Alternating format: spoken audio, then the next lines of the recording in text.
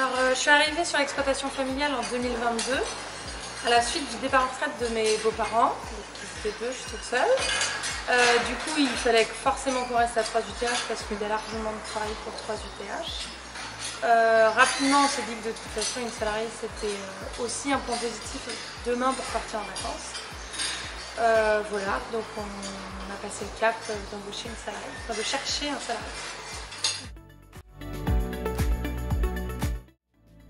Et ben, on a essayé tout simplement une annonce sur le Bon Coin qui a plutôt bien marché, on a eu plein de demandes. On a eu le choix, enfin, je pense qu'on a eu beaucoup de chance là-dessus.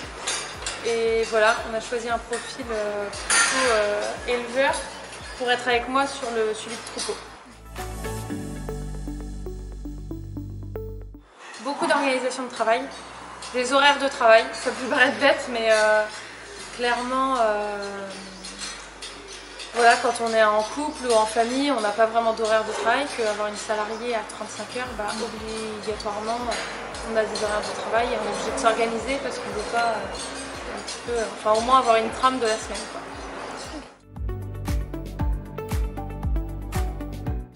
Eh bien, on dit souvent que c'est pas donné à tout le monde d'avoir une salariée. Donc nous, on a une salariée qui est restée 2 ans et demi quand même pour s'installer. Et du coup, ça s'est très bien passé. On se complémente très bien. Et du coup, on se complète, pardon, très bien.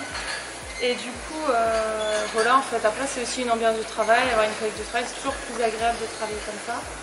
Et on sait que si l'un ou l'autre, on a une formation où on doit s'absenter de la ferme, elle sera là et elle gérera très bien, quoi. C'est un point qui me touche particulièrement à cœur, qui me tient particulièrement à cœur. On a investi dans un exosquelette puisqu'on est en salle de traite en repos, 24 places, que la salariée est toute seule à faire le plus souvent. Et voilà, après on essaie de limiter les ports de charge, on s'est fait aussi aider de la MSA pour faire un point sur la prévention. Voilà, et améliorer les conditions de travail.